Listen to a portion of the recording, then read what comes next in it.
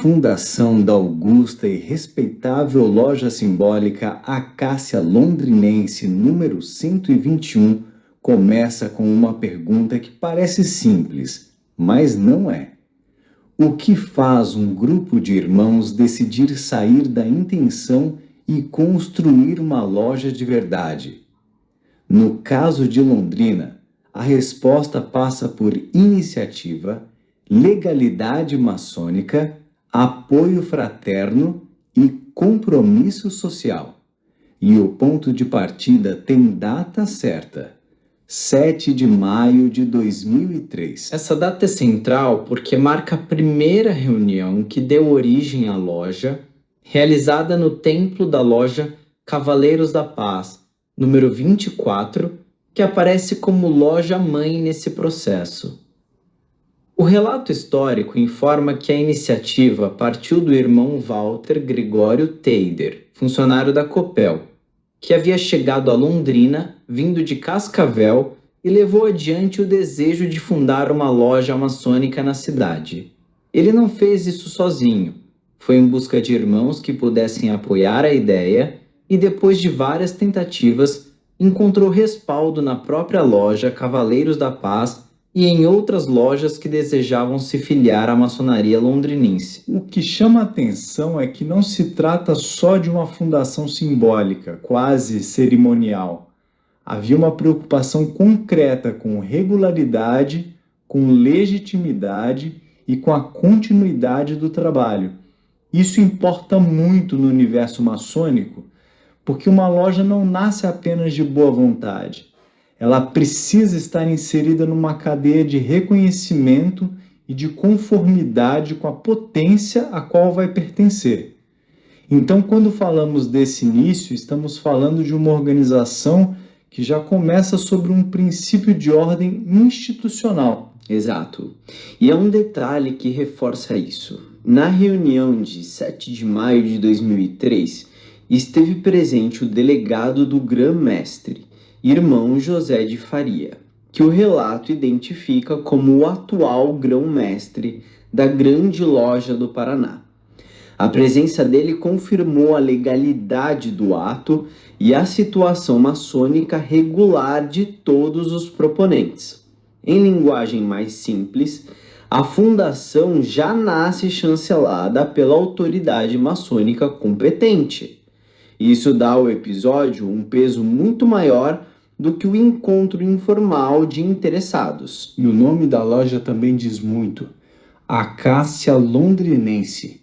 A acácia é um símbolo tradicional da maçoneria, associado à memória, à permanência e à ideia de algo que permanece vivo mesmo depois da passagem do tempo. Acrescentar o gentílico da cidade-sede, Londrina, cria uma identidade dupla: universal no símbolo, local no pertencimento. É como dizer que a tradição maçônica ganha rosto paranaense, ganha endereço, ganha compromisso com a cidade. Essa leitura faz sentido e ela combina com a própria composição dos fundadores. Foram 7 mestres maçons: Aires Andriani, Antônio Pinto dos Santos, Dali Miranda Tolentino, Nelson Takeshi Fukugawa, Paulino Masamori Hashimoto, e Walter Gregório Teider e Wilson Barbosa. Há uma força nesse conjunto porque ele mostra a diversidade de trajetórias, mas com um objetivo comum. A fundação não foi obra de uma única pessoa. Walter foi um impulso inicial, mas o nascimento institucional dependeu de um corpo fraterno que assumiu o projeto como coletivo. E vale olhar para o tempo entre o início e a consolidação. A Carta Constitutiva Provisória veio em 24 de junho de 2003 e a definitiva em 13 de outubro de 2004. Isso revela um processo gradual, não uma assinatura instantânea que resolve tudo. Há um intervalo em que a nova loja precisa provar consistência, estabilidade e alinhamento com os princípios da Grande Loja do Paraná. Para muita gente de fora, isso pode parecer burocracia, mas no contexto maçônico é parte da própria seriedade da instituição. É quase como a diferença entre erguer uma casa e assentar seus alicerces com cuidado. A fundação em maio de 2003, a carta provisória em junho do mesmo ano e a definitiva em outubro de 2004 formam uma sequência que mostra amadurecimento. E o primeiro venerável mestre foi justamente Walter Gregório Teider, que reuniu os fundadores na sua diretoria. Isso também é significativo porque ele não foi apenas o idealizador. Ele assumiu a responsabilidade de conduzir o primeiro período de trabalho e da forma prática proposta inicialmente. Agora, se a origem é importante, o que acontece depois também precisa entrar na conta. Porque uma loja maçônica não é só história de nascimento. Ela vive pelo modo como se mantém ativa. E a Acácia Londrinense, pelo que foi descrito, sustenta uma agenda filantrópica bastante concreta. A Casa da Sopa Fraterna Benedita Fernandes é um dos principais exemplos, atendendo há muitos anos pessoas em situação de vulnerabilidade. Isso desloca a conversa do plano ritual para o plano social. Esse ponto é essencial. A maçonaria, em muitas de suas expressões históricas, sempre se apresentou como uma escola de aperfeiçoamento moral, mas também como uma prática de ajuda mútua e beneficência. No caso dessa loja, a filantropia não é acessória, é parte do funcionamento. Além de manter a Casa da Sopa Fraterna Benedita Fernandes, a loja promove bingo anual para arrecadar fundos e organiza eventos gastronômicos ao longo do ano em prol dos mais necessitados. A ação social aparece como rotina, não como exceção. E aí surge uma pergunta que talvez seja a mais interessante de todas. Por que uma instituição marcada por ritos, símbolos e discrição investe tanto em obras visíveis como sopa, bingo e eventos beneficentes? A resposta é que há uma tensão produtiva aí.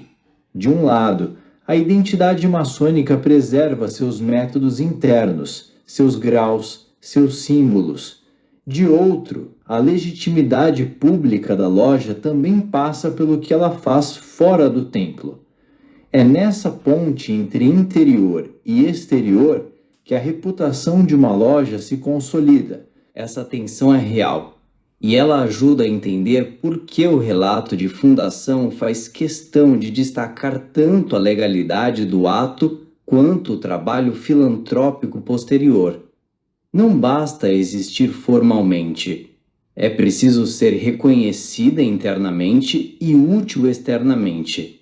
Em cidades como Londrina, onde o associativismo e a vida comunitária têm forte presença, uma loja que se envolve com ação social cria vínculos com o território e amplia sua relevância para além dos muros maçônicos. Mas tem outro aspecto que eu queria cutucar. Quando se fala em maçonaria, parte do público pensa logo em segredo, influência e mistério. Só que o caso da Acácia Londrinense mostra outra face, muito mais concreta. Um grupo que se organiza, pede reconhecimento, obtém carta constitutiva, forma diretoria e se dedica à assistência social. Isso desmonta um pouco a caricatura, embora não elimine o fato de que a ordem mantém símbolos e procedimentos próprios. Sim, e vale lembrar que o contexto local também ajuda a entender essa trajetória. Londrina sempre teve forte crescimento urbano, presença de entidades civis e uma rede de associações que ajudam a estruturar a vida comunitária. Uma loja nascida em 2003 se insere nesse ambiente como mais um agente de coesão social. E o fato de ela estar ativa até hoje, com o quadro atual informado de 4 aprendizes, 2 companheiros, 21 mestres e 10 mestres instalados, mostra continuidade e capacidade de renovação, Isso não acontece por acaso. Esse quadro também sugere algo importante. A loja não ficou presa ao momento fundacional. Ela continuou formando gente, transmitindo conhecimento e mantendo uma estrutura de graus em funcionamento. E para quem olha de fora, essa passagem de aprendiz para companheiro e depois para mestre pode soar apenas como hierarquia. Mas dentro da tradição maçônica é um caminho pedagógico, um modo de amadurecimento moral e simbólico. Não é só um organograma. E essa dimensão pedagógica se conecta com a própria escolha do nome e com o emblema da acácia. O ramo de acácia, em várias tradições maçônicas, remete à ideia de permanência, lembrança e integridade. Colocar esse símbolo no nome da loja é quase uma declaração de princípios. Ao mesmo tempo, o complemento londrinense evita a abstração. A loja quer ser parte da cidade, dialogar com ela e atuar em seu contexto específico. Há também um lado humano nessa história que merece ser dito com clareza. Toda fundação depende de insistência. Walter Gregório Teider chegou a Londrina com uma ideia, buscou apoio, enfrentou tentativas frustradas e só depois encontrou o ambiente certo para avançar. Em qualquer instituição, e especialmente numa que depende de confiança entre irmãos, isso exige persistência e capacidade de articulação. Esse tipo de trajetória costuma ficar escondido atrás de datas e documentos, mas é ali que a história ganha vida. E a história fica mais rica quando a gente percebe que a loja-mãe, Cavaleiros da Paz número 24, não foi apenas um local de reunião, foi uma base de acolhimento institucional. A presença de irmãos da loja-mãe na primeira reunião mostra a continuidade de vínculos entre gerações e entre casas maçônicas. Em vez de uma fundação isolada, houve uma espécie de transmissão de confiança. Isso é muito forte, porque a maçonaria se estrutura muito pela ideia de cadeia fraterna e reconhecimento entre lojas. Se a gente pensar no impacto cultural, a acácia londrinense também ajuda a contar uma parte da história de Londrina que não aparece em mapas turísticos nem em estatísticas econômicas. São as associações que mantêm vínculos sociais, organizam campanhas e sustentam redes de cuidado. Quando uma loja mantém uma casa da sopa, faz bingo, promove jantares e reúne pessoas em torno de causas sociais, ela passa a fazer parte do tecido da cidade. Isso é patrimônio social, mesmo quando não recebe esse nome. Concordo com essa leitura, com uma ressalva importante. Esse tipo de atuação também pede transparência e constância, porque filantropia sem continuidade vira só evento pontual. No caso da Acácia Londrinense, o relato enfatiza que as atividades seguem em curso e que a loja permanece atuante, comprometida e com liderança definida pelo venerável mestre irmão Edgar Jankowski. Isso mostra que o trabalho não foi congelado no passado, mas se mantém como prática viva. E talvez seja esse o melhor ponto para amarrar a homenagem. Não se trata apenas de lembrar a primeira reunião de 7 de maio de 2003. Trata-se de reconhecer uma construção feita de iniciativa, regularidade, fraternidade e serviço. Walter Gregório Teider, os irmãos fundadores, a loja Cavaleiros da Paz número 24, a grande loja do Paraná e todos os que vieram depois, compõem uma história que é ao mesmo tempo institucional e social. É uma fundação que continua falando pelo que fez e pelo que segue fazendo. No fim, a homenagem à augusta e respeitável loja simbólica Acácia Londrinense número 121 celebra uma ideia simples e forte.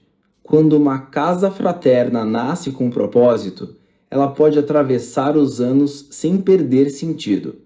A data de fundação, os nomes dos fundadores, a Carta Constitutiva, o trabalho filantrópico e a liderança atual formam uma linha de continuidade que merece memória e respeito.